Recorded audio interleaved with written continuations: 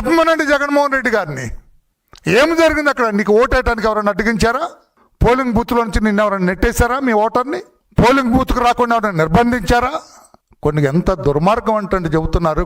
కొన్ని విలేజ్లో, కొన్ని రూరల్ ఏరియాస్లో రోడ్లు కూడా వేయరండి వీళ్ళు. ముఖ్యమంత్రి కాన్స్టిట్యున్సీ అది.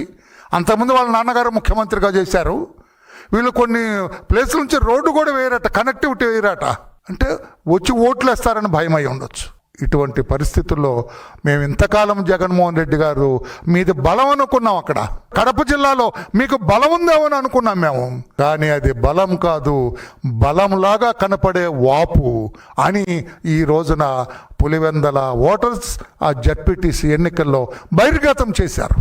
తెలిసిపోయింది. ఇప్పుడు మాట్లాడటానికి కూడా లేకుండా అయిపోయింది. There is no voice. అంటే జగన్మోహన్ రెడ్డి గారు, మీరు మీ ఫ్యామిలీ ఇంతకాలం అక్కడ గెలుస్తున్నది ఇదా నిజమైన గుట్టు, ఇదా రహస్యం, ఇదా మీరు గెలిచే విధానం అని చెప్పి నేను అడుగుతాను. ఈరోజు నా డిపాజిట్ కూడా లేకుండా ఓడిపోవటం అనేది, ఆయన ఏదో చెబుతారు, ఏదో ఒత్తిడి చేశారు, అది చేశారని. ఒత్తిడి చేసే అలవాటు తెలుగుదేశం పార్టీకి లేదు సార్ జగన్మోహన్ రెడ్డి గారు.